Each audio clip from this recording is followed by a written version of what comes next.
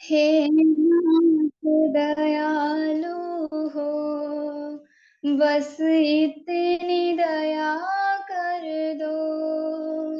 हे नाथ दयालु हो, बस इतनी दया कर दो। आया हूँ शरण तेरी, भक्ति के भाव भर दो।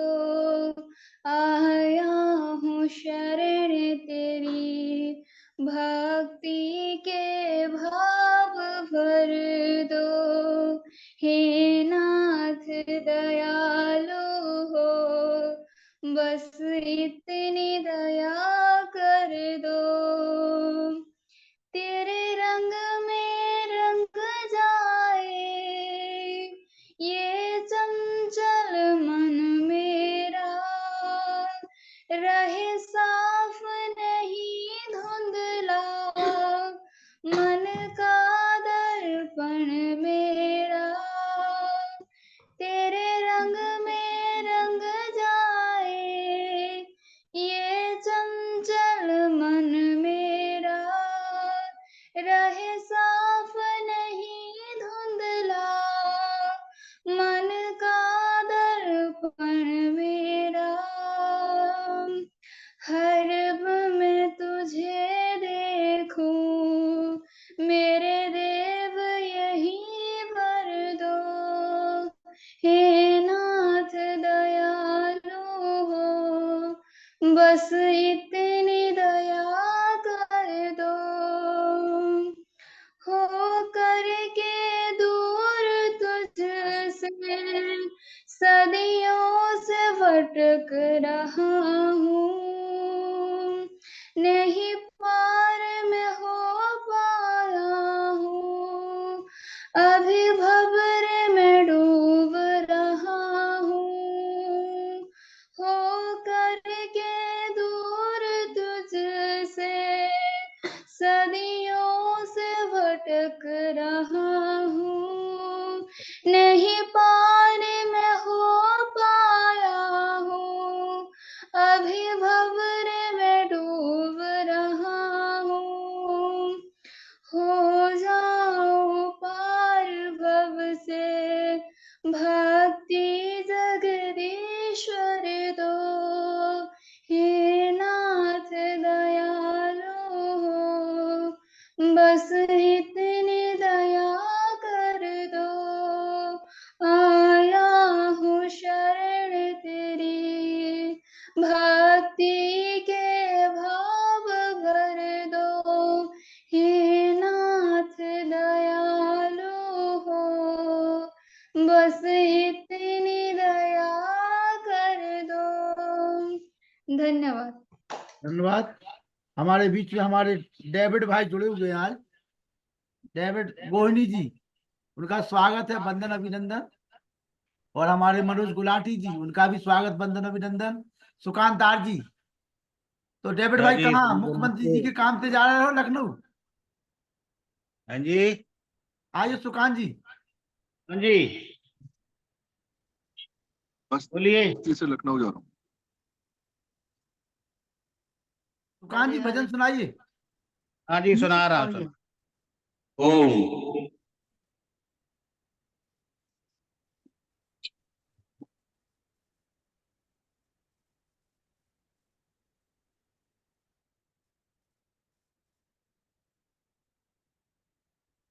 वही चांद सूरज वही है सितारे, मगर तुम कहाँ हो दयानंद प्यारे। वही चांद सूरज वही है सितारे, मगर तुम कहाँ हो दयानंद प्यारे। तू आया जगत का रचन प्यारा,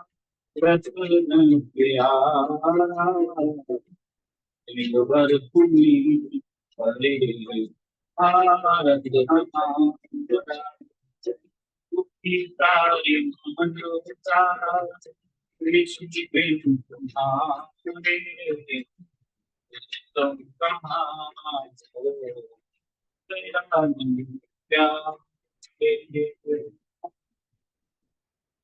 Microphone volume.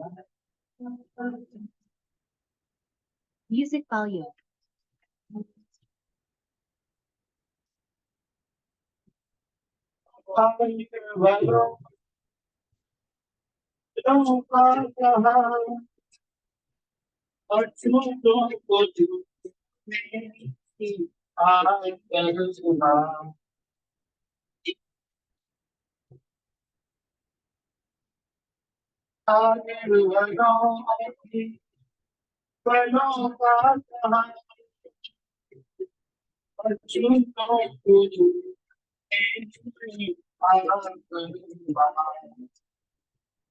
तुझे आज ये प्यार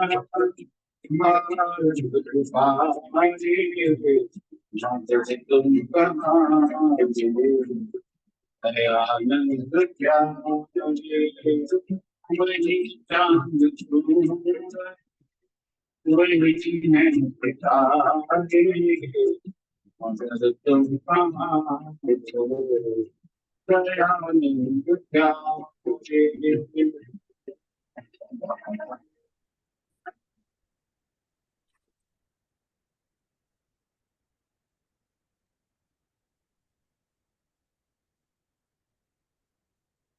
कई फैल वेदों की ज्योति जगत में बची खलबली कमियों की कुर्बत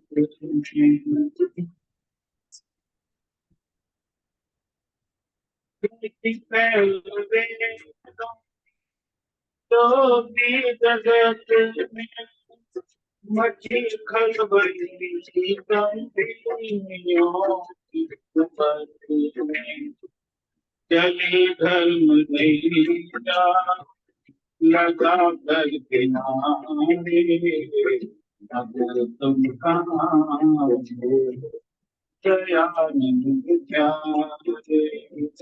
वही चांद सूरज वही है सितारे मगर तुम कहाँ दयानंद क्या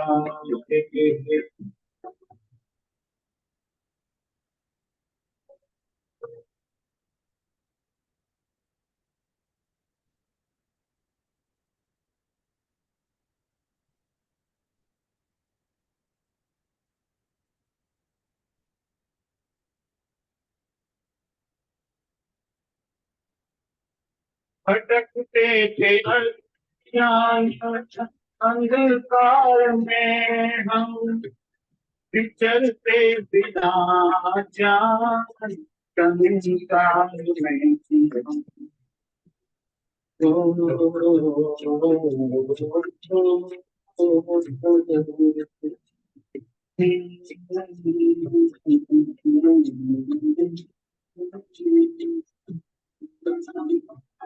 भटकते थे अज्ञान अंधकार में हम विचरते बिना ज्ञान संसार में हम दुखियों के दुख हैं तुम ही सहारे मगर तुम कहाँ दयानंद क्या वही चांद सूरज वही है सितारे मगर तुम कहाँ दयानंद क्या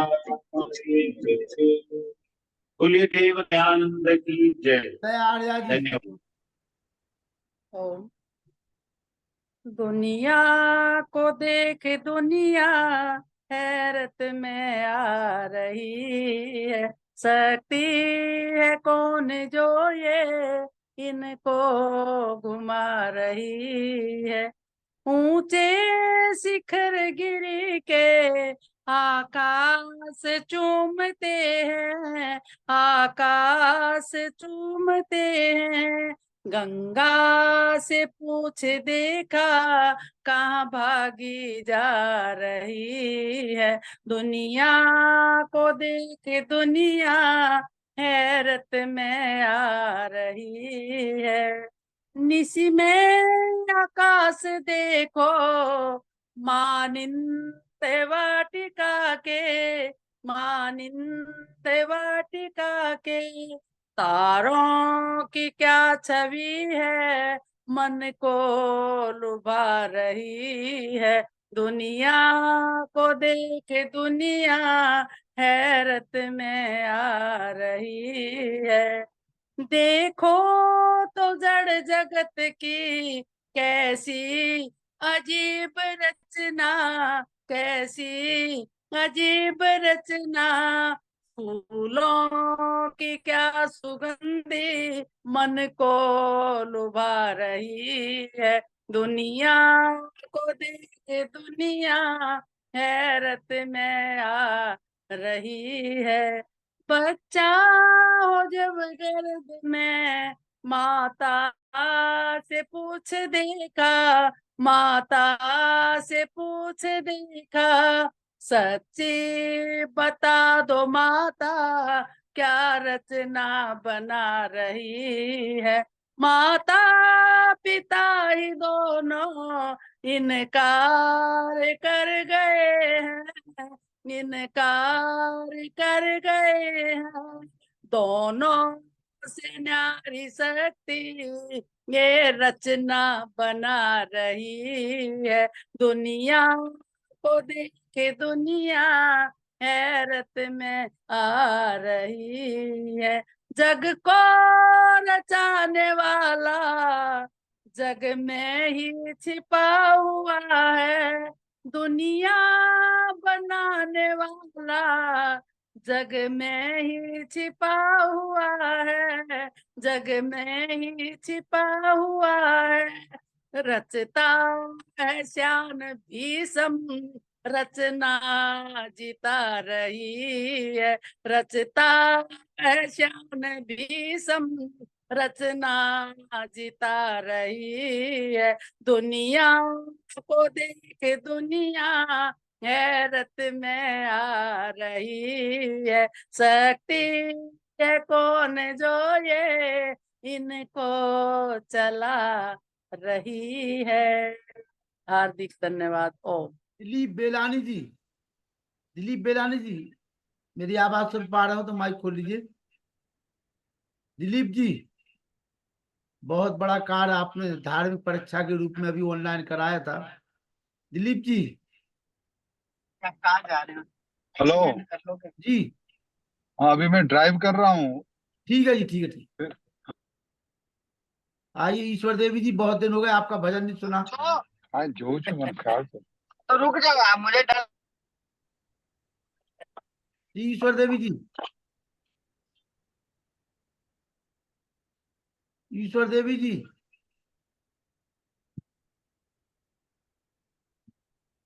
ईश्वर देवी जी, अनम्यूट कर लीजिए।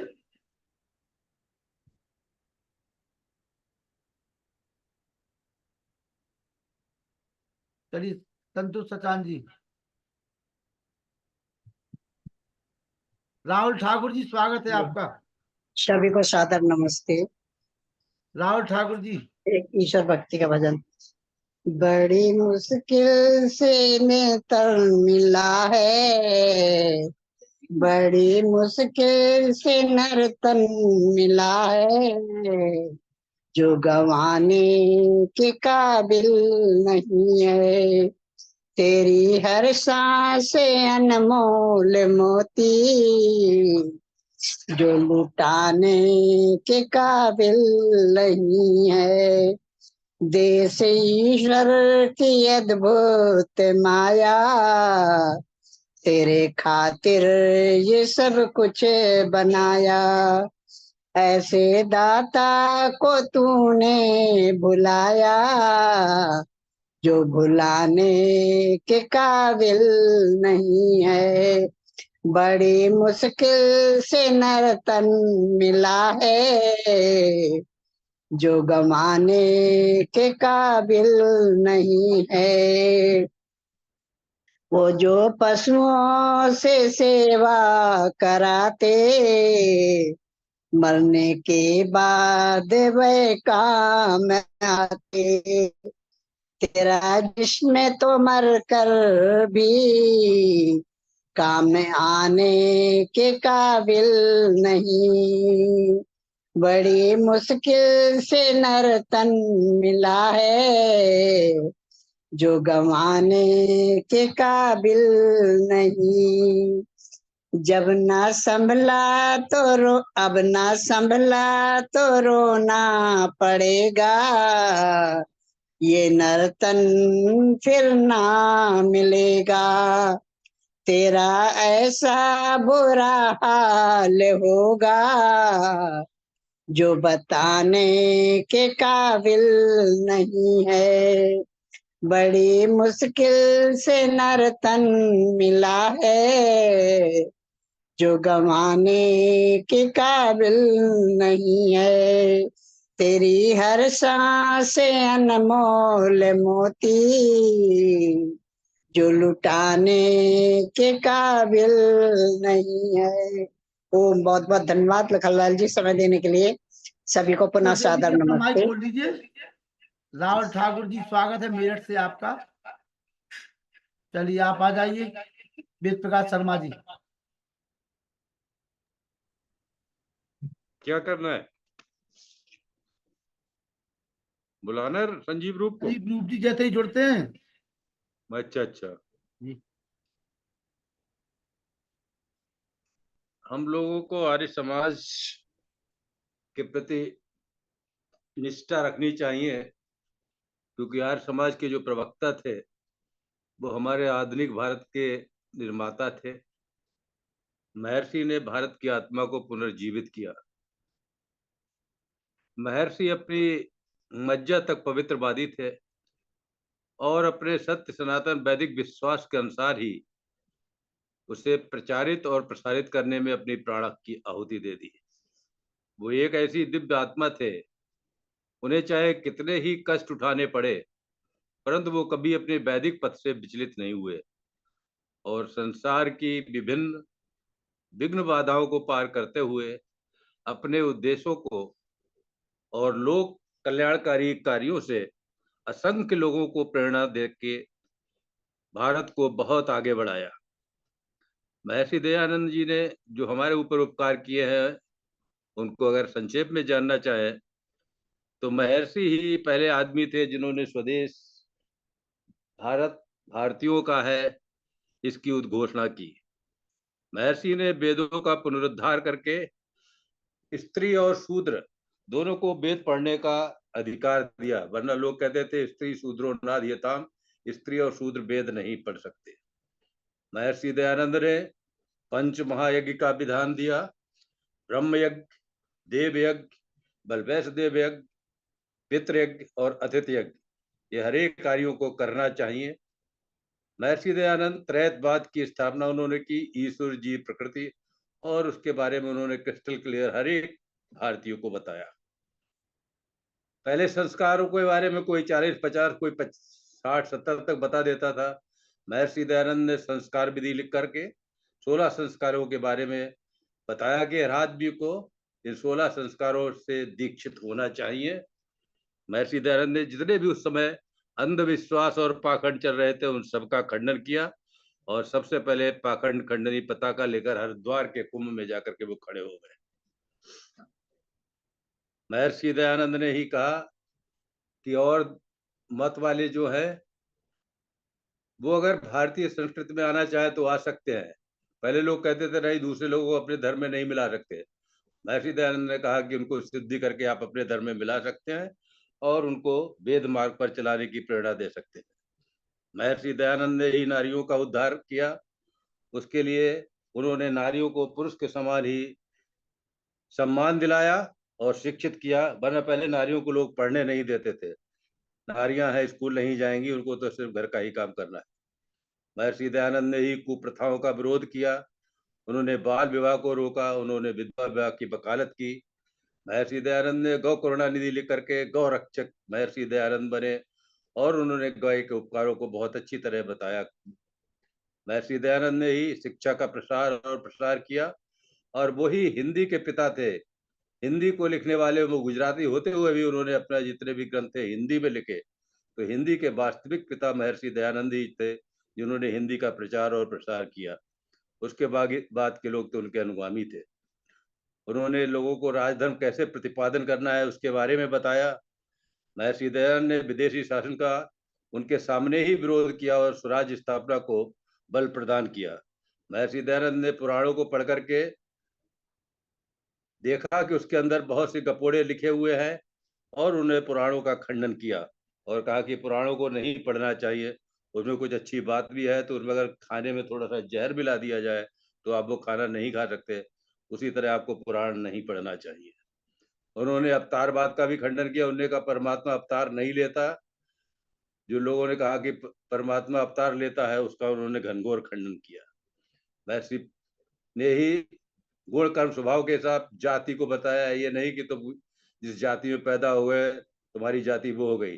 अगर आपके अच्छे गुण है, आप पंडित है, पढ़े लिखे हैं, तो आपको ब्राह्मण बनाया जाएगा। आप अगर बहुत ही सूरवीर है तो क्षत्रिय बन सकते हैं। आप व्यापार करने में बड़े महारत हासिल करे हुए तो आप वैश्य बन सकते हैं। आपको बहुत पढ़ाने लिखाने के बाद भी आप कुछ नहीं कर सकते तो आप लोगों की सेवा करें। ये उन्होंने शूद्र इसलिए नहीं कहा, सब उन्होंने कहा सेवा करेंगे आप, क्योंकि आप और कुछ काम नहीं कर सकते तो सेवा करें। जिंदगी में आप जब पैदा हो गए तो कुछ ना कुछ तो कार्य करना ही है, तो आप सेवा करें। महर्षि दयानंद ने सामाजिक सद्भाव का प्रदर्शन किया। समाज की एकता को उन्होंने जागरूक किया। स्वामी जी के लिए एक शूद्र भी खाना बना के ले आया तो उसको खा लिया। आजकल के पौराणिक पंडित और ये महामंडलेश्वर तथा कथित वो बहुत दूर दूर दूर के बात करते हैं। महर्षि दयानंद ने ही बताया कि भारत की आर्थिक उन्नति कैसी हो सकती है। महर्षि दयानंद ने हिंदी के प्रचार में अपनी सब किताबें लिख डाली। उस समय महर्षि दयानंद प्योर संस्कृत जानते थे, लेकिन उन्होंने देखा कि जनमानस हिंदी को समझता है तो उन्होंने अपनी पुस्तकें हिंदी में लिखी।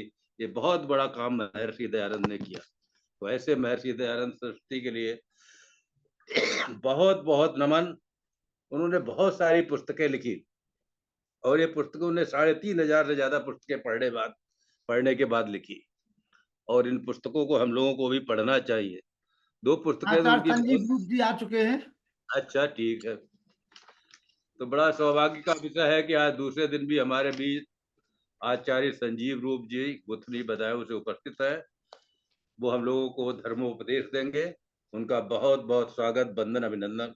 आइए आचार्य संजीव रूप जी। कल भी हम लोगों ने आचार्य संजीव रूप जी को सुना और आज पुनः हमारे बीच में शशिकांत शर्मा जी जुड़े हैं, उनका भी स्वागत है।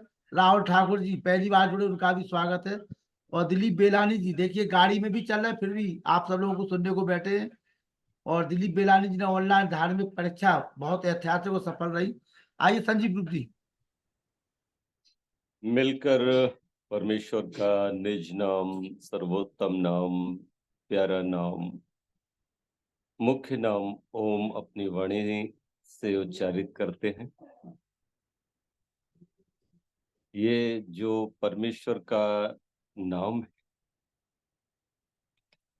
ये अपने आप में एक बड़ी अनूठी औषधि भी है। इसे मैं दिव्य औषधि कहता हूँ। इसका सेवन कभी भी किया जा सकता है और इसके सेवन करने से क्या होता है, मन के रोग दूर होते हैं, पाप से बचते हैं और भी बहुत से लाभ हैं, उनकी कभी फिर चर्चा कर लेंगे। आइए औषधि का सेवन करते हैं।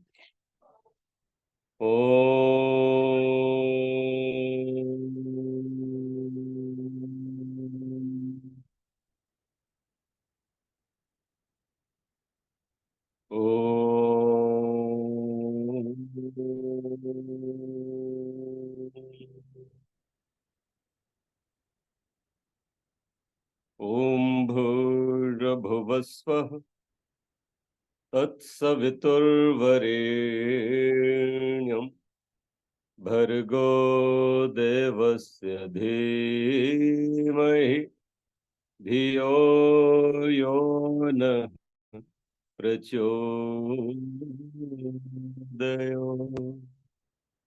धियो यो नः प्रचोदयो धियो यो नः प्रचोदयो।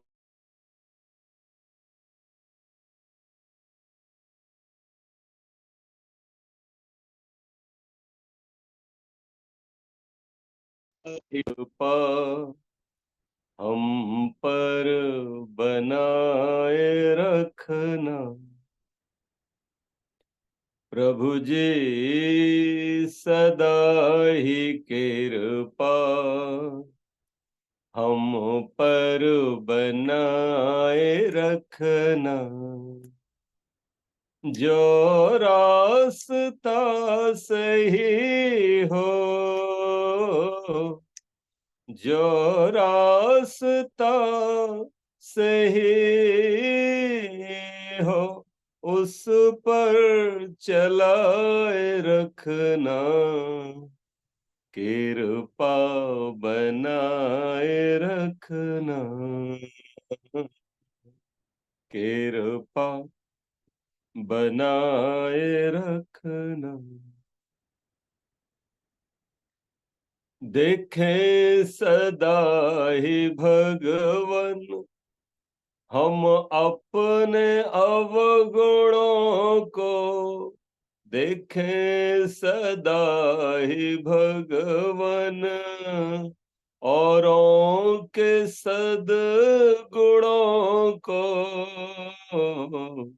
प्रभु जी बुराइयों से प्रभु जी बुराइयों से हमको बचाए रखना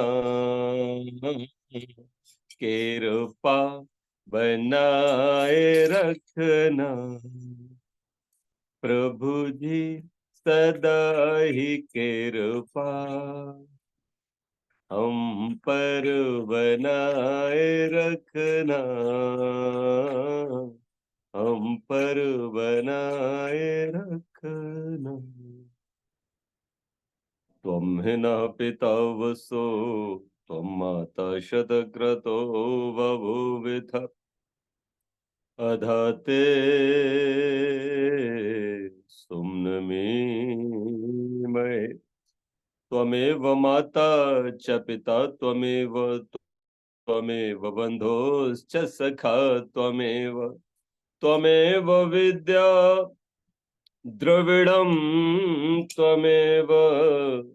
त्वमेव सर्वं मम देव त्वमेव सर्वं मम देव ओम शांति शांति शांति ओम।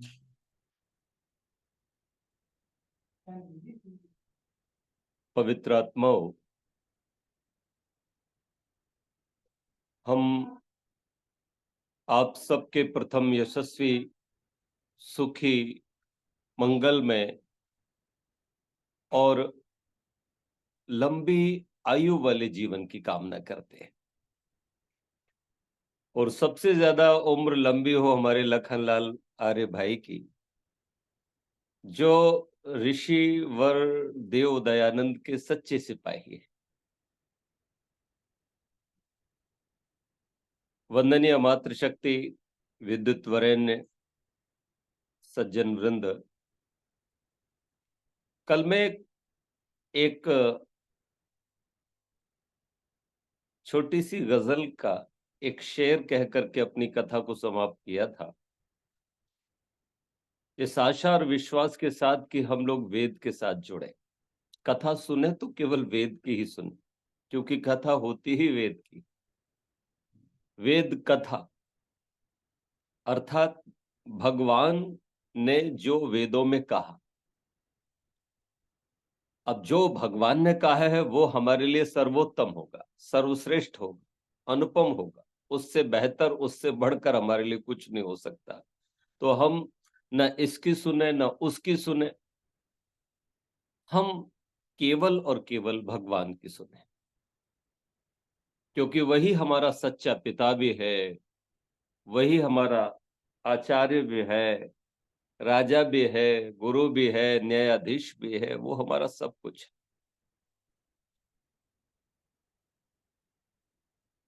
वेद की बात सुन के जाओगे, सारी दुनिया की खुशियां पाओगे। मुस्कुरा के पढ़ो, पढ़ो तो सही, जिंदगी भर मुस्कुराओगे, जिंदगी भर मुस्कुराओगे। और एक बात कह करके कथा शुरू करते हैं।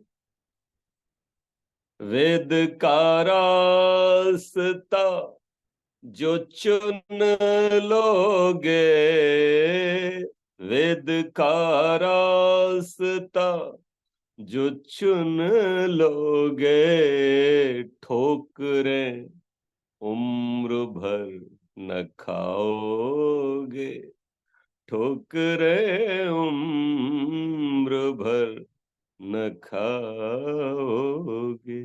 वेद की बात। वेद ईश्वर की वाणी है, ईश्वर का आदेश है, उपदेश है, संदेश है। तो हम आत्मिक उन्नति की ओर अब बढ़ेंगे, और यही मूल है। इसी के लिए भगवान ने ये सब साधन दिए। कई बार व्यक्ति को अपने शरीर को वैसे ही उठा के रख देना चाहिए जैसे एक कपड़ा उठा करके रख देते, पर कितने ऐसे लोग हैं जो ऐसा कर पाते। मैं निवेदन करूं, दिन में एक बार तो कम से कम हम लोगों को ऐसा करके देखना चाहिए, एक बार मर करके भी देखना चाहिए कि हम मर ली, और थोड़ा दूर खड़े होकर के शरीर को देखना चाहिए, क्या ये मैं हूं? मैं कितनी बार ये अपने हाथ देखता हूं और ईश्वर से बात करता हूं, मेरी बात बहुत अच्छे से होती है, क्योंकि भगवान को पाना, भगवान को जानना, भगवान को मिलना, भगवान की अनुभूति होना, भगवान का साक्षात्कार होना, ये कठिन भी है और सरल भी। पर एक बात निश्चित है कि भटकने से नहीं, कुछ नहीं बनेगा। जब भगवान ने खुद अपने मुख से कहा ईशावास्यमिदं सर्वम यत किंचित जगत्याम जगत, तो फिर बचा क्या? दो बुद्धियां हैं।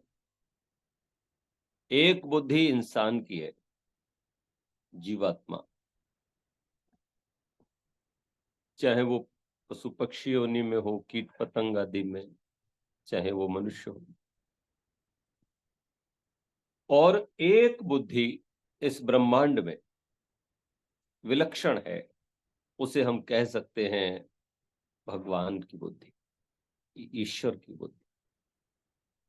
अब दोनों में डिफरेंट क्या है, अंतर क्या है? इंसान की जो बनाई चीजें हैं उनमें आपको अपडेट करने की जरूरत होगी, वो पूर्ण नहीं। लेकिन कुछ वस्तुएं ऐसी हैं जो पूर्ण है। जैसे अगर मैं पूछूं कि भाई चांद के पीछे किसकी बुद्धि है, तो आप कहेंगे भगवान की। मैं कहूं सूरज के पीछे किसकी बुद्धि है, तो भगवान की। मैं कहूं ये वृक्ष, पेड़ हैं, फूल हैं, पत्ते हैं, है ना, सब्जियां हैं, तरकारियां हैं, इनके पीछे किसकी बुद्धि है, आप कहेंगे भगवान की। अच्छा, अब मैं कहूं कि इस गिलास के पीछे किसकी बुद्धि है, तो आप कहेंगे इंसान की। मैं कहूं ये जो मैं वस्त्र पहना हूं इसके पीछे किसकी बुद्धि है? तो भगवान की। ये मेरे पास एक मकान है, ये किसकी बुद्धि है? कि भगवान की। अब हमारे यहाँ बिजली खराब हो गई तो नहीं आई, इन्वर्टर भी चुक गया है ना, इसीलिए बीच में अभी अंधेरा भी हो गया, मैं पंखा नहीं चला रहा।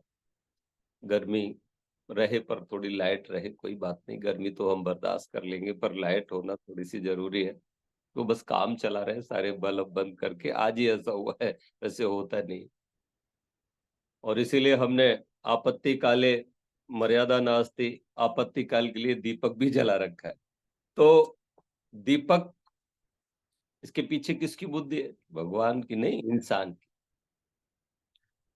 बिजली के पीछे किसकी बुद्धि है? इंसान की। इसीलिए कभी भी चली जाती है, कभी भी आ जाती है। दो बुद्धियां हैं। अब मैं एक बात और भी पूछता हूं कि कई बार हम लोग उंगली में अंगूठी पहनते हैं, तो मैं पूछता हूं कई बार कि ये जो हाथ हैं हमारे, आंख, नाक, कान, शरीर, है ना, ये सबके पीछे किसकी बुद्धि है? भगवान। और ये उंगली में अंगूठी पहने हैं,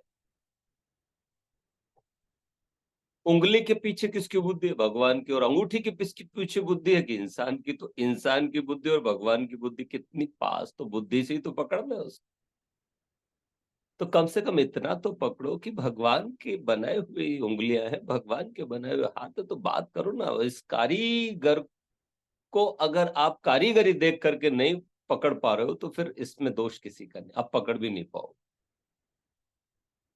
जैसे आप वस्तु को देख करके कह देते हो इंसान, भगवान, तो फिर अपने हाथ को देख करके भी कह दो भगवान।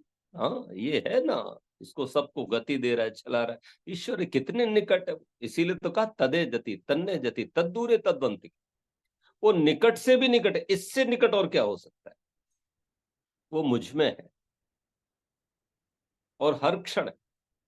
कई बार मन में ये प्रश्न आ जाता है कि भगवान तूने मुझे ये बना करके मकान दिया, अगर मैं कह दूं कि ये शरीर मकान है, क्योंकि सामवेद में एक मंत्र आता है, उस मंत्र में कहा गया अग्निमिंधानो मनसा धियम सचेत मर्त्य अग्निमिंदो विवस्वभि। छोटा सा मंत्र है, बड़ी बात। अग्निम इंधानो मनसा धियम सचेत मर्त्य। ओ मनुष्य, तू मरण धर्म है। तुझे ये जो मकान मिला है, ये जो भवन मिला है, ये जो स्थल मिला है, ये मकान एक स्थल है, एक भवन है, एक मकान है। इसमें तू किसी उद्देश्य विशेष के लिए रखा गया है, तुझे दिया गया है। वो उद्देश्य क्या है? तुझे अपने कृत कर्मों के फलों को भोगना है। यदि मनुष्य से इतर योनियों में है तो केवल फलों को भोगना है, अपने किए कर्मों को भोगना है, उनके फल को भोगना है। लेकिन अगर मनुष्य देह मिला है तो ये बड़ा सौभाग्य है, क्योंकि इसमें फल को भोगना भी है, कृत कर्म के फलों को भोगना भी है, और नए कर्म करने की तुझे स्वतंत्रता है। जीवात्मा मनुष्य देह में आकर के स्वतंत्र करता होता है। तो मैं स्वतंत्र करता हूं, जीवात्मा। परमात्मा की सत्ता अलग है, जीवात्मा की सत्ता अलग है। परमात्मा का अंश नहीं है जीवात्मा। अगर शंकराचार्य जी थोड़े दिन और जीवित रह जाते, महर्षि दयानंद की तरह, आरंभ में महर्षि दयानंद भी अंश ही मानते थे भगवान को, और अंश जीवात्मा को। शिव भक्त भी थे वो बहुत लंबे काल तक। लेकिन जब उन्होंने साक्षात्कार और गहरे में जाके किया, तब उनको द्वा सुपर्णा सहज सखाया वो मंत्र मिला, और वहां उन्होंने साक्षात्कार किया कि एक वृक्ष है जिस पर दो पक्षी बैठे, एक फलों को खाता है और एक केवल देखता है। तब उन्होंने कहा नहीं नहीं, त्रैतवाद ही सही है और इसको ही अपना करके कल्याण होगा।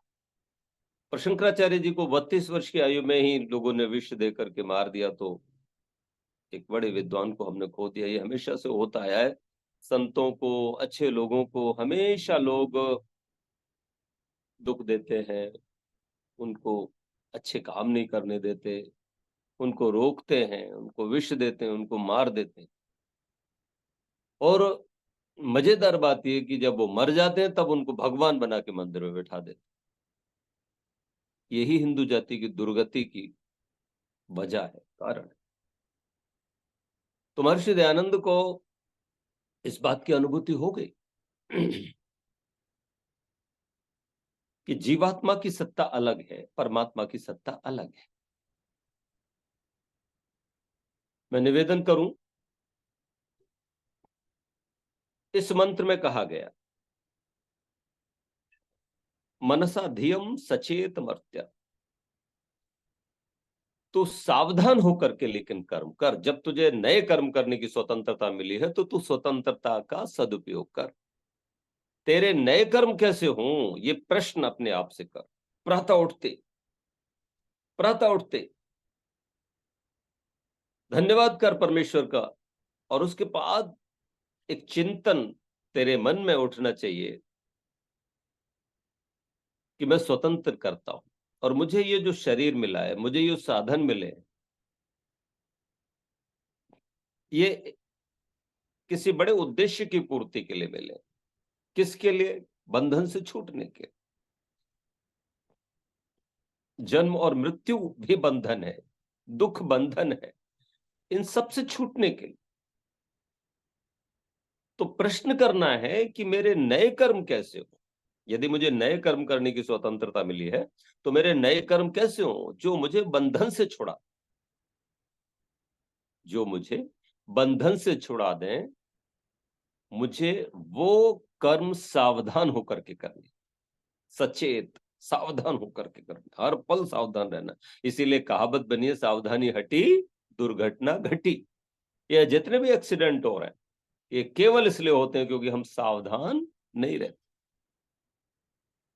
रसोई में सब्जी जल जाती है, दूध उबल जाता है, या कभी प्याला टूट जाता है, कुछ भी हो जाए, इसके पीछे क्या होता है? डांट लगती है। घर में कोई बड़ा है तो तुरंत कहता है कहाँ ध्यान था। तो जैसे ही मन उस कार्य से हट जाता है जो हम कर रहे होते हैं, और मन तो बड़ा चंचल चपल होता है, तब वो कार्य बिगड़ सकता है और हमें हानि हो जाती है।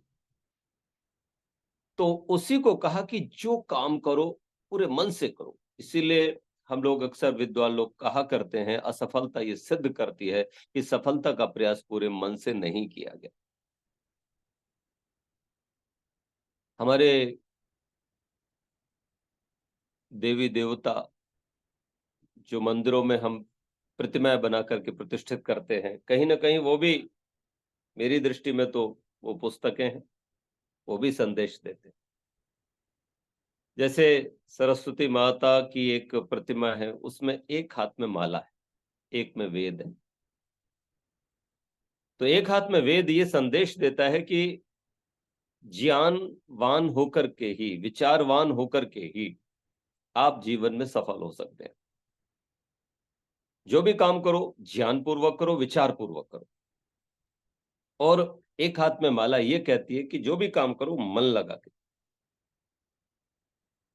मन लगा के करो। जो काम, खाना खाओ तो केवल खाना खाओ, फिर मोबाइल नहीं, फिर टीवी नहीं, फिर और कुछ नहीं, पूरे मन से खाओ। भीम की तरह खाते थे तो केवल खाना ही खा रहे। और मौन होकर के खाना खाना चाहिए, जिससे कि मन उसी में लगा रहे। कई बार लोग अखबार पढ़ते हुए, टीवी देखते हुए, मोबाइल देखते हुए खाना खा रहे होते, काम करते करते जाते हैं और खाना खाते खाते जाते हैं। आपत्ति काले मर्यादा नास्ति। अगर कोई आपातकाल है तब ऐसा कर सकते हो, लेकिन प्राय ऐसा मत करो। मन लगा के खाना खाओ। झाड़ू भी लगानी है तो मन से झाड़ू लगाओ, कपड़ा धोना है तो मन से धो, जो भी आपको खाना बनाना है तो पूरे मन से बनाओ। या तो करो मत काम, और करो तो पूरे मन से करो। तो वहां है धियम सचेत मर्त्या, हम सावधान होकर के नए कर्म करें। वाणी से बोले, ये वाणी मिली ही बोलने को, लेकिन इस वाणी के 4 पुण्य और 4 पाप भी होते, इस बात का ध्यान रहे तो हमसे पाप ना हो जाए। वाणी से सत्य बोलना है, मीठा बोलना है, हितकारी बोलना है, और जितना जरूरी है उतना बोलना। ऐसी वैसी बातों से तो अच्छा है खामोश रहो, या फिर ऐसी बात कहो जो खामोशी से अच्छी हो। सोचो, बोलना जरूरी है क्या?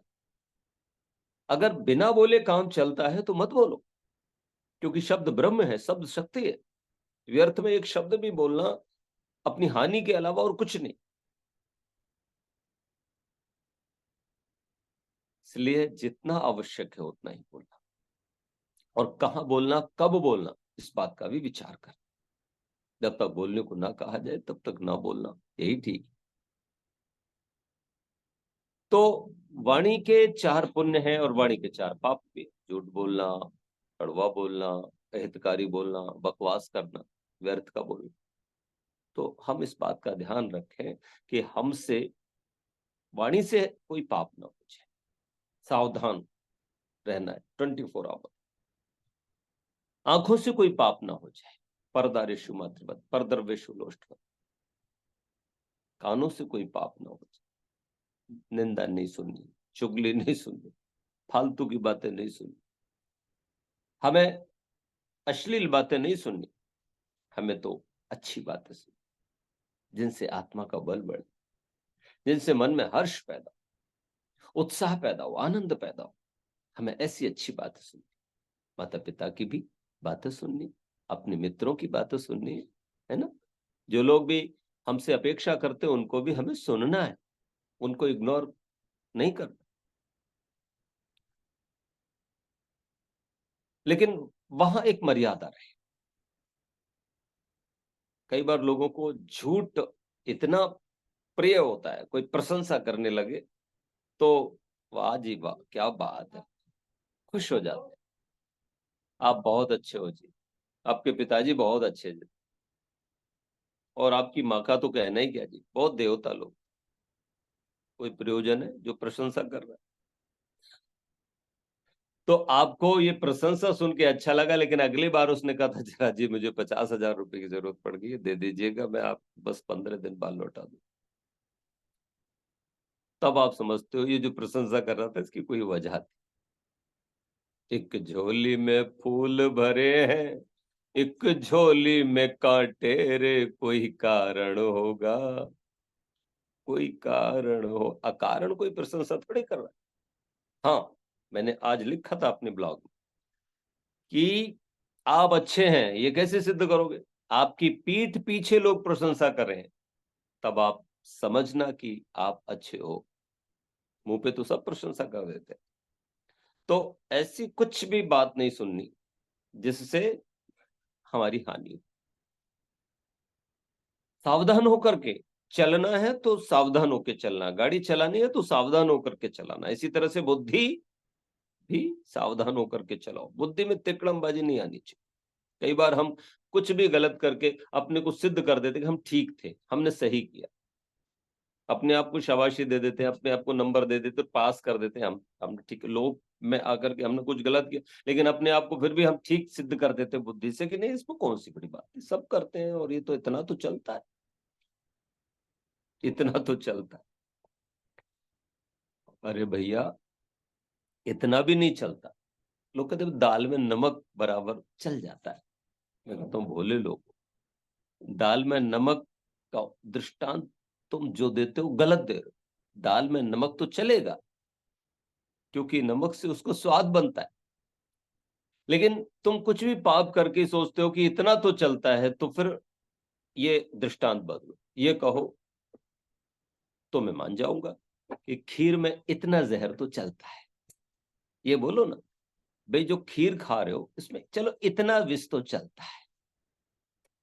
अगर ये बात लोग स्वीकार कर ले तो मैं मान लूंगा कि थोड़ा सा चलता है, थोड़ा पाप चलता है, मैं मान लूंगा। लेकिन अगर खीर में इतना सा भी विष नहीं चलता, पकड़ लेना बात, तो फिर आज से ही कहावत बदलो कि दाल में नमक बराबर चल जाता, इतना तो चलता। ये सब मन की उपज है। जब व्यक्ति मन के स्तर पर जीता है तो फिर इतना तो चलता है। वो कहता है मन है कि मानता नहीं। मन जो मान जाए वो मन ही कैसा? वो मन जो है ना वो पाप कराता है। और फिर बुद्धि उस पर मोहर लगा देती है तिकड़मबाजों की। बड़े बड़े विद्वान ऐसा करते, बड़े बड़े संत ऐसा करते। कोई छोटी बात थोड़ी है, ये बहुत बड़ी बात है। अपने आप को सिद्ध कर देते कि मैं सही, मैंने वानप्रस्थ नहीं लिया, सिद्ध कर देंगे जी मैं सही हूं। मैंने संन्यास नहीं लिया, सिद्ध कर देंगे कि मैंने संन्यास, हम तो सन्यासी हैं ही। अरे भैया, होने में और हो जाने में अंतर है।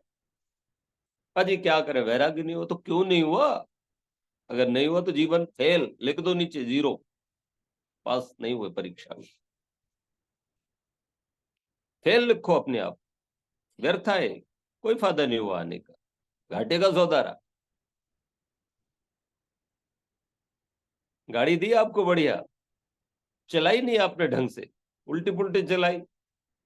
जहां पहुंचना था वहां पहुंच सकते थे पर चले ही नहीं, राउंड में गोल गोल घूमते रहे, केवल भोगों में ही घूमते रहे। बड़े बड़े हमने विद्वान एक से एक, चाहे वो हमारे अपने ही हो चाहे वो हमारे किसी और पौराणिक जगत के हो, हमने सब एक दूसरे की आलोचना कर देते हैं। पर मैं सच कहूं कि अपनी बुद्धि से लोग ये सिद्ध कर देते हैं मैं ठीक, मैं सही हूं, और अपने आप को पास मान लेते। लेकिन ऐसा नहीं है।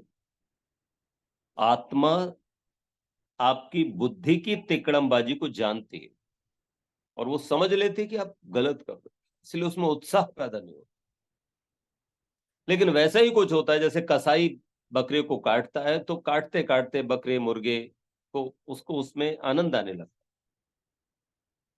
अब उसकी आत्मा में वैसा कुछ भाव नहीं लगता कि मैं कुछ गलत कर रहा हूं। इसी तरह से तमाम विद्वानों के मन में भी पाप करते हुए विचार नहीं आता कि मैं पाप करूं। ये बड़ी मुश्किल है। धियम सचेत मर्त्या, वेद कह रहा है चिल्ला करके, भगवान कह रहे हैं कि सावधान होकर के कर्म कर। लेकिन ऐसा कहां हो रहा है? मंत्री हमेशा मंत्री बने रहना चाहता, प्रधान हमेशा प्रधान बने रहना चाहते, अपनी सत्ता दूसरे को सौंपना नहीं चाहते, मेरा पद ना चला जाए, मेरा पद छिन ना जाए। अरे गारंटी क्या है? रहोगे क्या सारा?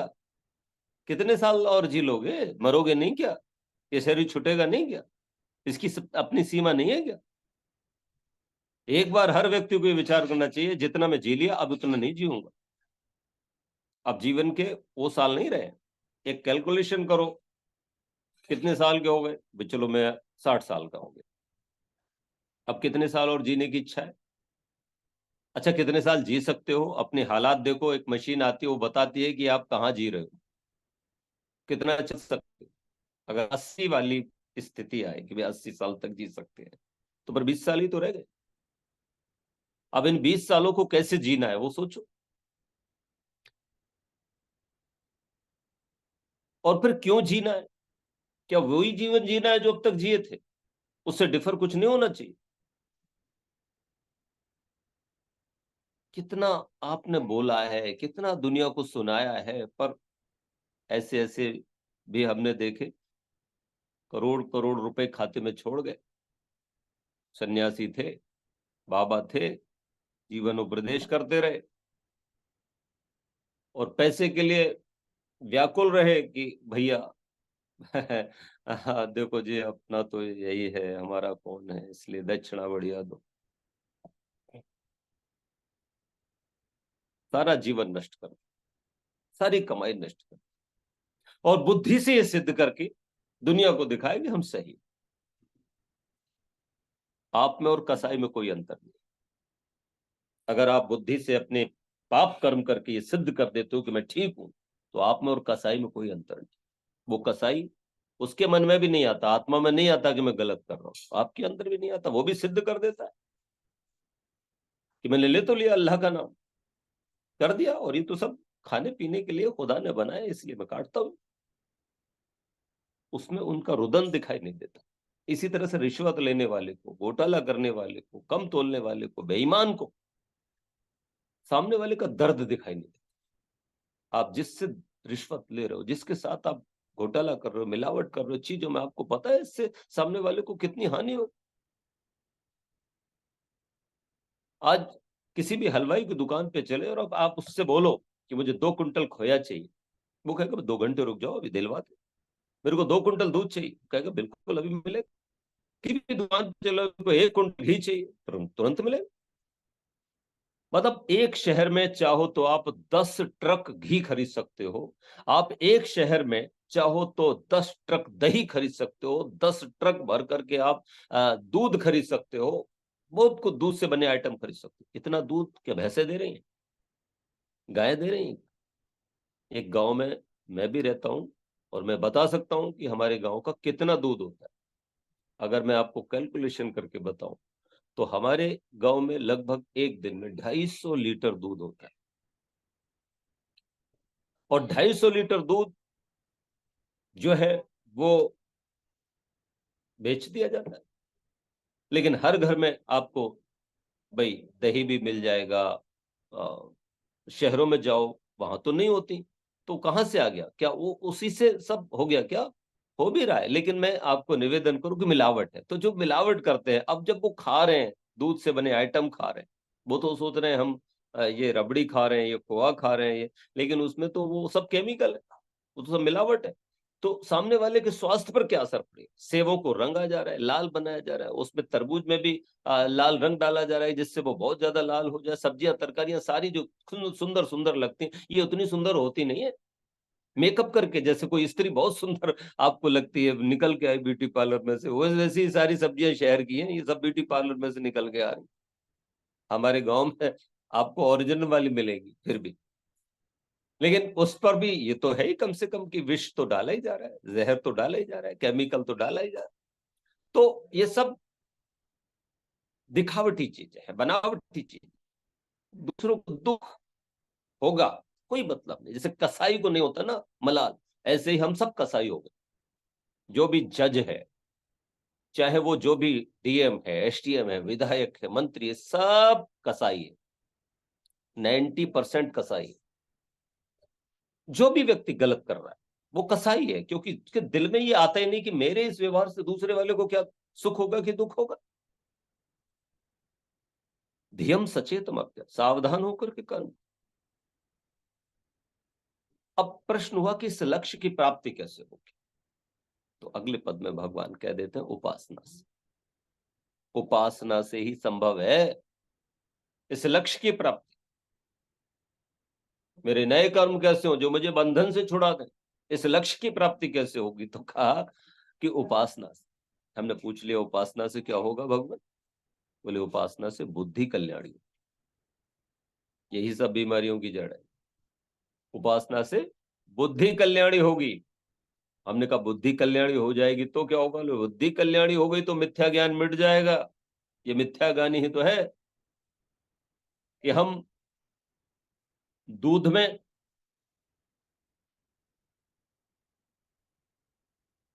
या यूं कहो कि सफेद सफेद कोई वस्तु है, चूना है, आटा घुला हुआ है, उसमें दूध की कल्पना कर, कुछ का कुछ समझ रहे हैं। तो मिथ्या ज्ञान के चलते व्यक्ति बंधन में फंसता है, तो वो मिथ्या ज्ञान मिट जाता है जब बुद्धि कल्याणी हो जाती है। हमने पूछा मिथ्या ज्ञान मिट जाए तो क्या होता है? तो बोले पाप कर्मों में अरुचि हो जाती है।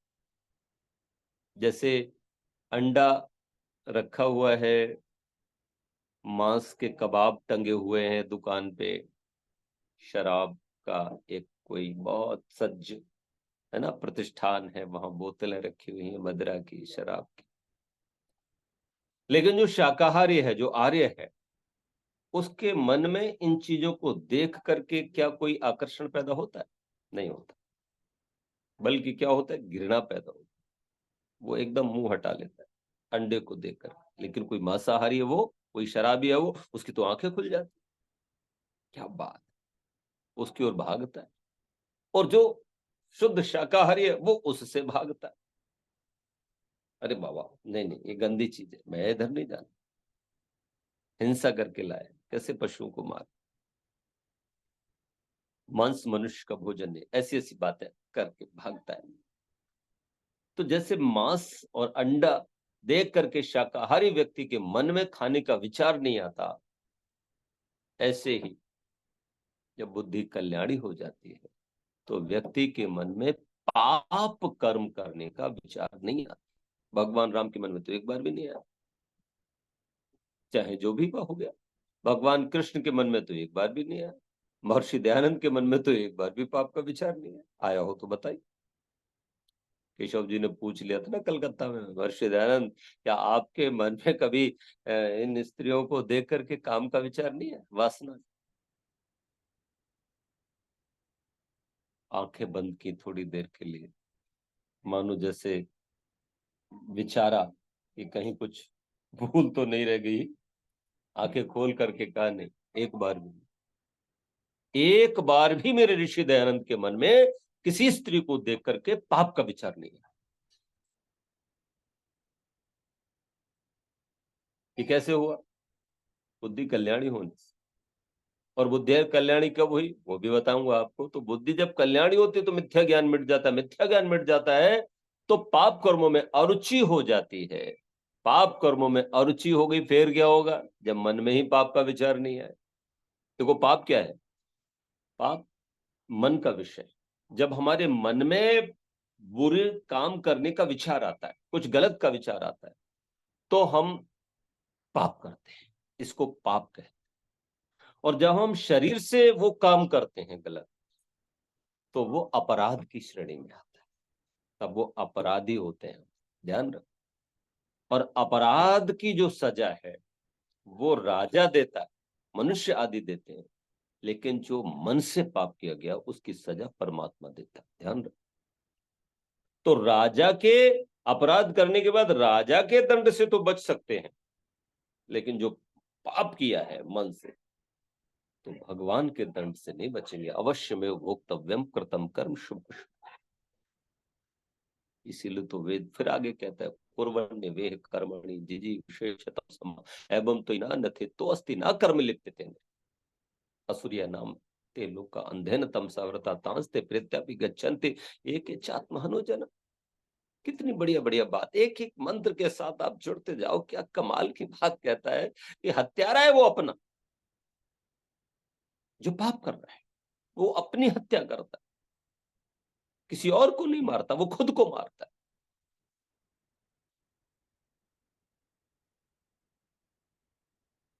तो बंधन खुल जाते हैं जब पाप कर्मों में अरुचि हो जाती है। पाप करते नहीं तो बंधन खुल जाते। तो बंधन कब खुलते हैं? जब पाप कर्मों में अरुचि हो जाए। पाप कर्मों में अरुचि कब होती है? जब मिथ्या ज्ञान मिट जाए। मिथ्या ज्ञान कब मिटता है? जब बुद्धि कल्याणी हो जाए। और बुद्धि कल्याणी कब होती है? जब उपासना की जाए। इसलिए उपासना बहुत आवश्यक है। उपासना का अर्थ होता है बैठना, भगवान के पास बैठना, वेद के पास बैठना, अच्छाई के पास बैठना, अच्छों के पास बैठना। हम सद्विचारों के उपासक बने, सत्कर्मों के उपासक बने, हम शिव के उपासक बने।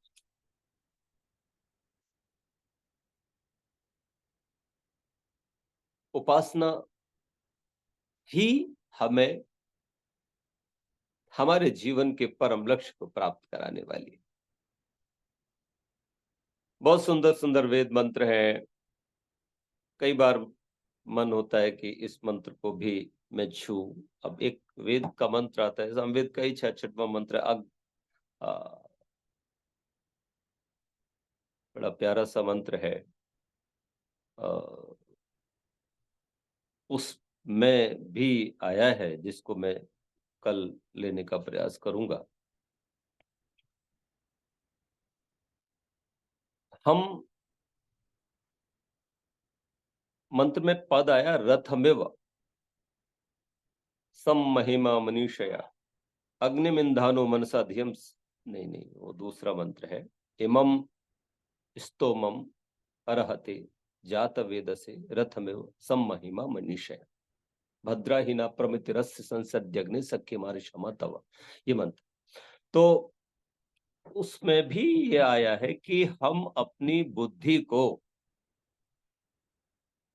जैसे एक रथवान होता है तो सबसे पहले वो रथ को घोड़ों को रथ में जोतता है।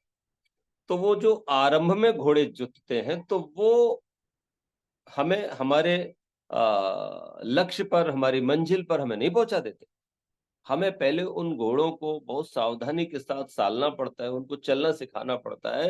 वो तो भागते हैं, कोई इधर भागता है, कोई उधर भागता है, लेकिन उनकी चाबुक खींच करके रखी जाती है। बड़ी सावधानी से उनको कितना ढीला करना है, कितना टाइट करना है, लेकर के धीरे धीरे धीरे धीरे उनको गलियों में चलना सिखाया जाता है, सड़कों पर, बड़ी सड़कों पे, छोटी सड़कों पे, है ना। एक समय जब वो चलना सीख जाते हैं तो फिर छोटी छोटी गलियों से भी वो हमको लेकर के निकल जाते हैं। वैसे ही हमें इस बुद्धि को, इस मन को क्या करना है, अपने अनुकूल बनाए। और जैसे कोई व्यक्ति रेल में चढ़ा, तो जब वो रेल में चढ़ता है तो टिकट लेता है। अब उसने टिकट नहीं लिया, तो टिकट नहीं लिया, तब क्या हुआ, हो सकता है वो एक बार बच जाए, 2 बार बच जाए। जब उसने ऐसा कई बार किया तो एक बार वो पकड़ा भी जाएगा। जब पकड़ा गया तो दंड में, अब उसने सोचा अरे बिना टिकट यात्रा करने से दंड मिलता है, तो वो आगे जब भी ट्रेन में चढ़ेगा तो क्या करेगा, टिकट पहले लेगा फिर ट्रेन में चढ़ेगा। तो ठीक वैसे ही प्रत्येक कर्म को करते हुए विचार करना होगा कि इस कर्म का परिणाम क्या होगा,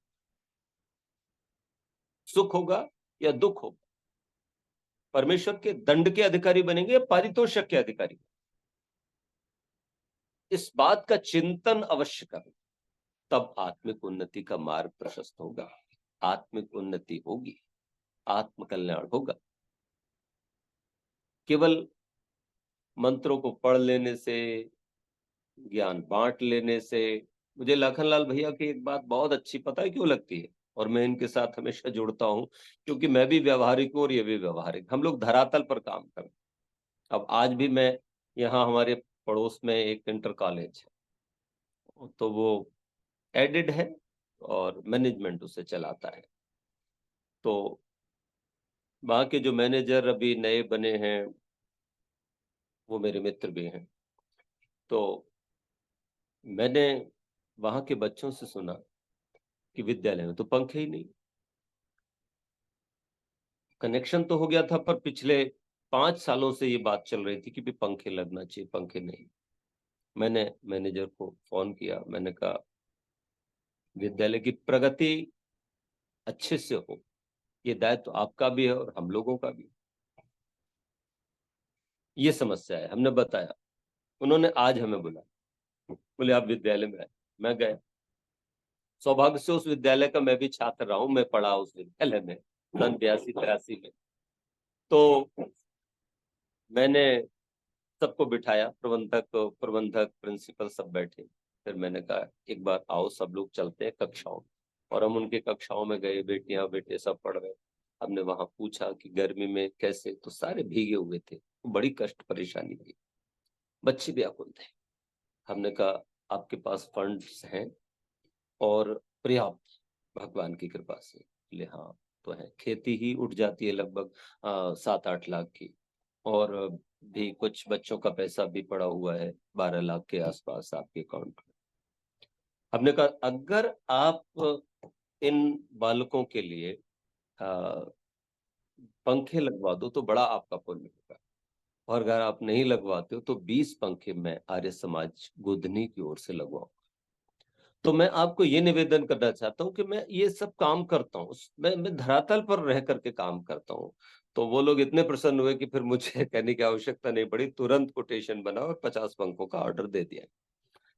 फिर मुझसे उन्होंने कहा आप विद्यालय आपका है, आप इसमें आकर के बच्चों को, मैंने कहा हाँ ये काम मैं बराबर करूंगा। हर महीने मैं कम से कम 5 बार आपके बच्चों के बीच में आऊंगा और उनको मैं ज्ञान की बातें बताऊंगा, वेद की बातें बताऊंगा। मैंने ये तो नहीं कहा कि मैं उनको आर्य समाजी बनाऊंगा या धार्मिक बनाऊंगा, लेकिन मैंने उनको कहा उनको मैं चरित्रवान बनाने की शिक्षा दूंगा और भी कुछ। अच्छा, तो मुझे कुछ चाहिए नहीं, पर मेरा ये भाव है कि मैं यहाँ आ जाऊं। तो हम लोग सोशल वर्कर बने, हम केवल कथावाचक बन करके, उपदेशक बन करके ना रह जाए, हमें धरती पर रह कर काम करना पड़ेगा, जो लखनलाल भाई जी कर रहे हैं।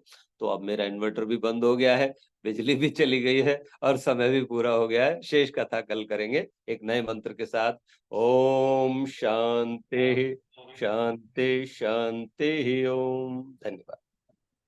बहुत बहुत आभार। दिलीप बेलानी जी, जो हमारे राजन जिज्ञासु जी, जो आर्य जगत के बहुत मूर्धन्य लेखक हैं, उनके आप दामाद हैं। और बहुत बड़ी परीक्षा, सनातन धर्म परीक्षा भी आपने आयोजित कराई थी। वाह जी वाह, मेरे प्रणाम उनके लिए। मैं तो जिज्ञासु जी से खूब मिला हूँ और बहुत हम लोगों को नाज है उन पर। नमस्ते जी, नमस्ते। हमारा सौभाग्य है कि आप इस समय विराजमान है, तो उनके मुखारबिंद से आशीर्वाद प्राप्त हो जाए। ओम। आइए दिलीप। आशीर्वाद। ओम। आशीर्वाद देने के लिए तो योग्य मैं नहीं हूँ, लेकिन जो आप कार्य कर रहे हैं उसके लिए मेरी शुभेच्छा है, मेरा पूरा सहयोग है। जो सत्य सनातन धर्म परीक्षा भी आयोजित की गई, उसका परिणाम जो आया है वो मैं 2-3 मिनट में शेयर कर सकता हूँ। लखनलाल जी, जी करिए, उसी के मुझे। लिए तो मैंने आपको आमंत्रित किया है, बोलिए। अच्छा जी, अच्छा। हाँ हाँ। तो ऐसा हुआ कि मेरा जो गांव है, पैतृक गांव, जहाँ पर मेरे दादाजी ने आर्य समाज की स्थापना की थी, उसका नाम है आर्य समाज लुड़वा। और उसको 75 वर्ष पूरे हुए पिछले साल।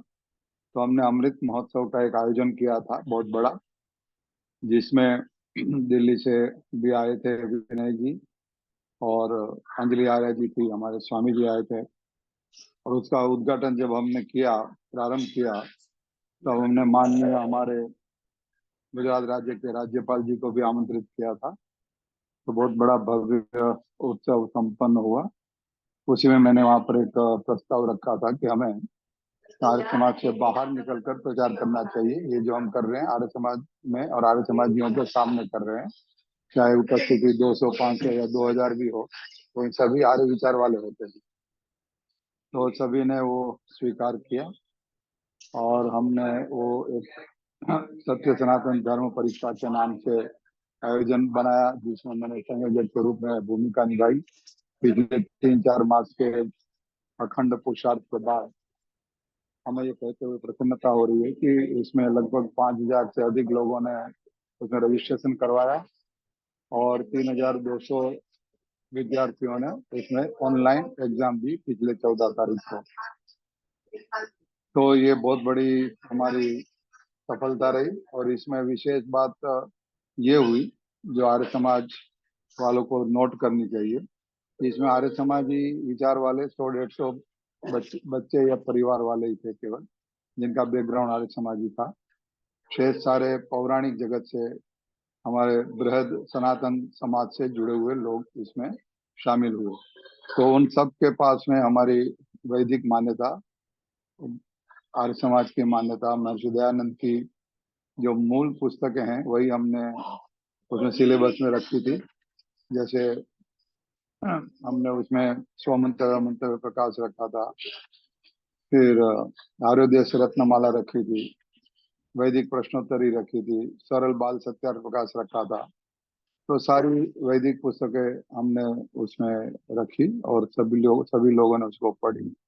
और 80% से अधिक जो छात्र छात्रा हैं, वो लगभग 60% बच्चे 80% से अधिक मार्क्स लेके आए उसमें। अर्थात सभी ने मनोयोग से पढ़ा।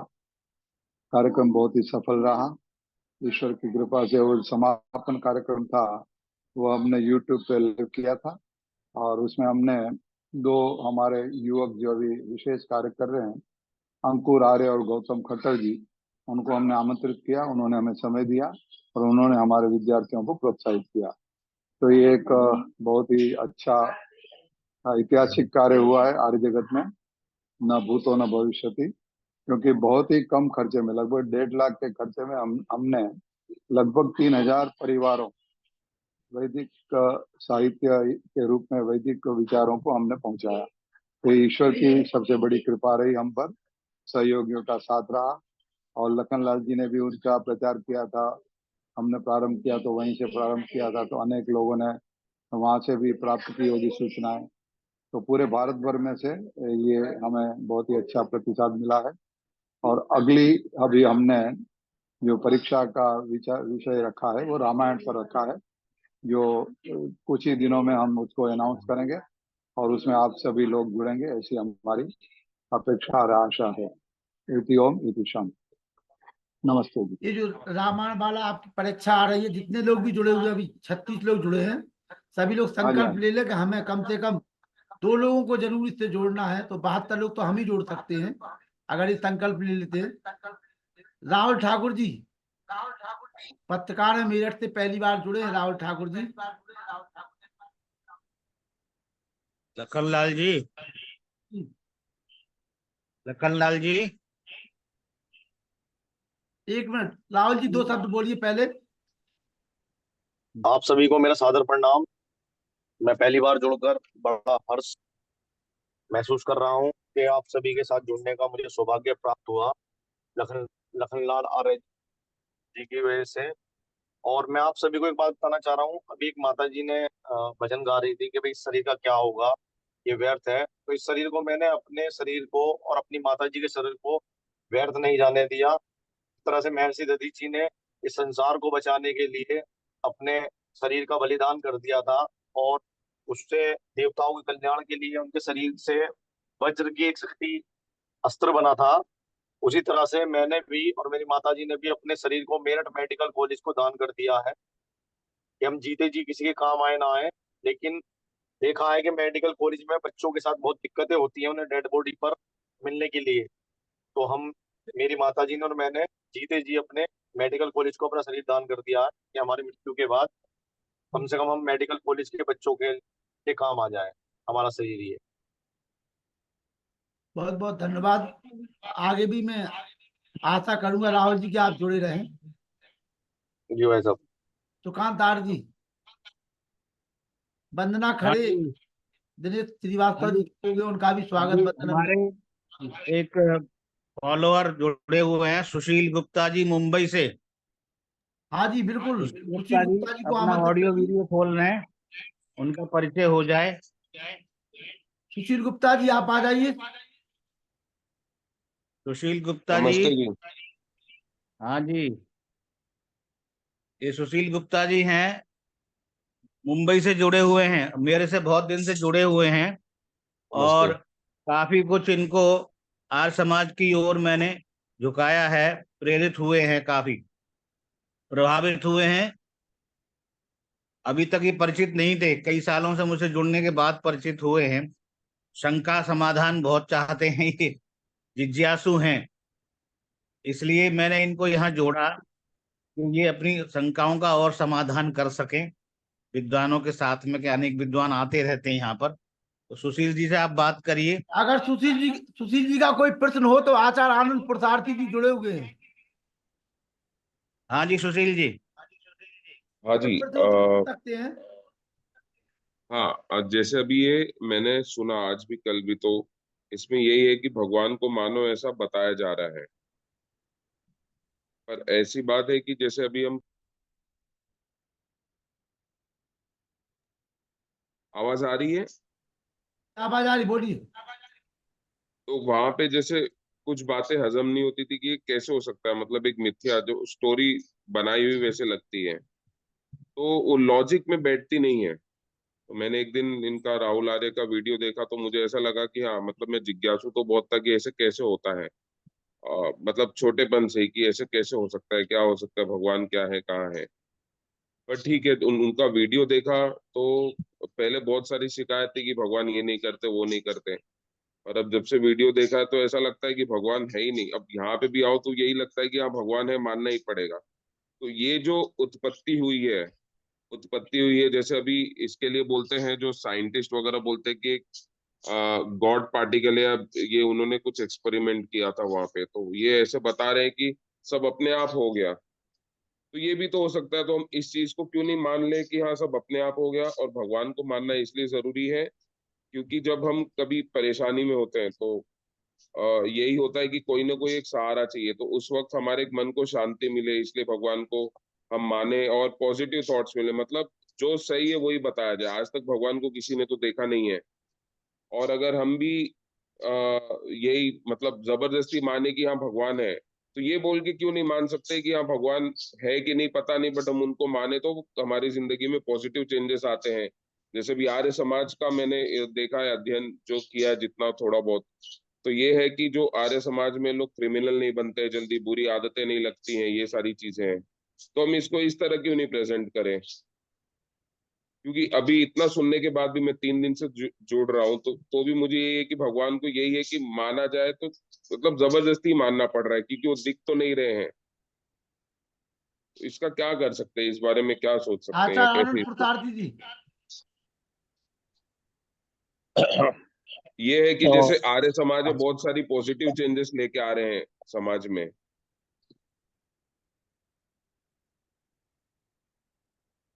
अच्छा, हेलो, हाँ जी। तो हाँ आप ठीक समझ है रहे, भाई बोलने का साहब। मतलब ये है कि भगवान यही है कि हम पॉजिटिव चीज, मतलब हम जो हम कभी तकलीफ में हो, दुख में हो, तो हम पॉजिटिव रहने के लिए भगवान को एक बनाया गया हो, या मतलब ये मन में किसी ने, जो हमारे पहले ऋषि मुनि थे बहुत पहले, उन्होंने एक ऐसी बना लिया हो, या ध्यान में बैठे हो तो उनको जरूरत होगी तो इसलिए बस बना लिया भगवान को, ऐसा कुछ नहीं हो सकता है? मतलब ऐसा कुछ हुआ होगा क्या?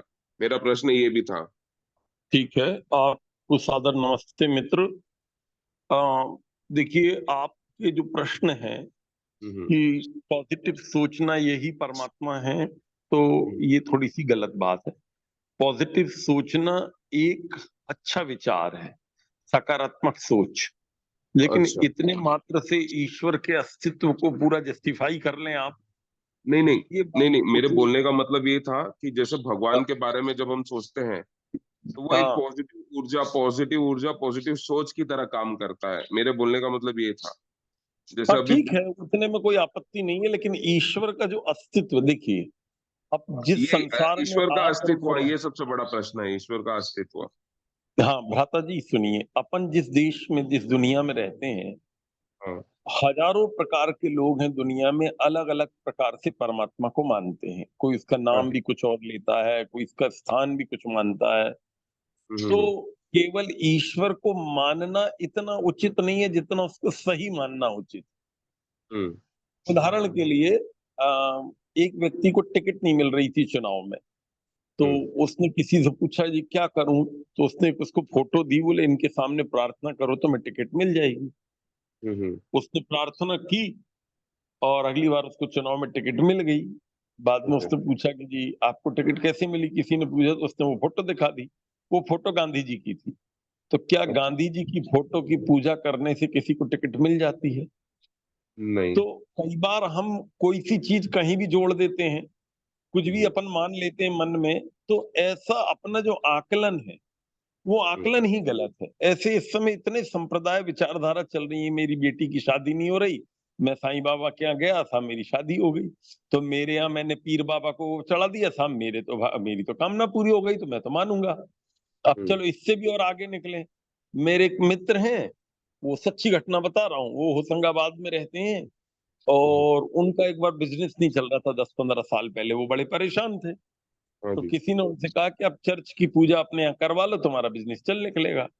वो एक हम्म। पादरी से मिले, वो पादरी ने उनके यहाँ जो अपनी विचारधारा की पूजा की, उनको कुछ बातें बताई, वो सब ठीक हो गई। और वो आदमी जो है आज की डेट में सनातन ब्राह्मण होने के बाद भी वो चर्च में जाना शुरू कर दिया, और वो बड़े अरे। गर्व से बोलता है कि मुझे तो सच्ची राह मिल गई है। तो ऐसे हम्म। बहुत सारे लोग हैं जो भगवान के नाम पर भगवान की जगह कुछ और ही मान रहे हैं, उसका उससे कोई लेना देना नहीं, दूर दूर तक लेना देना नहीं। बिल्ली रास्ता काट गई, मैं गया, मेरा एक्सीडेंट हो गया, तो बिल्ली ने करवा दिया, मेरी जीवन भर की ये मूर्खता तैयार हो गई। यद्यपि हम्म। बिल्ली से कार्य कारण का कोई संबंध नहीं है, मेरा एक्सीडेंट मेरी दूसरी गलतियों से हुआ या सामने वाले की मूर्खता से हुआ, लेकिन मैंने तो अपने आप में एक धारणा बना ली बिना मतलब की। तो पहले तो हमें इन धारणाओं को ठीक करना होगा कि हम वस्तुतः जिसको भगवान मानते हैं। अच्छा, मैं उनकी बात नहीं कर रहा जो पौराणिक है, जो बिल्कुल अज्ञानी लोग हैं। आर्यों में भी ऐसी मूर्खता आ गई है। आजकल मेरे एक मित्र हैं भ्राता सत्यजीत जी, उन्होंने ईश्वर पे एक पूरी श्रृंखला चलाई प्रवचन की, लगभग 45 प्रवचन उन्होंने दिए, 35 प्रवचन। प्रतिदिन ईश्वर पर आधा घंटा आपको सुनना पड़ेगा उनको। मैं उसमें आप आर्ष न्यास करके लिख लीजिए, आप आर्ष न्यास हिंदी में, और उनके वो जो प्ले लिस्ट है उसमें जाएंगे तो प्रतिदिन आपको प्रवचन उनके सुन लीजिए पूरे। अब तो खैर वो पूरे सुना चुके, आजकल आयुर्वेद का चल रहा है उसमें।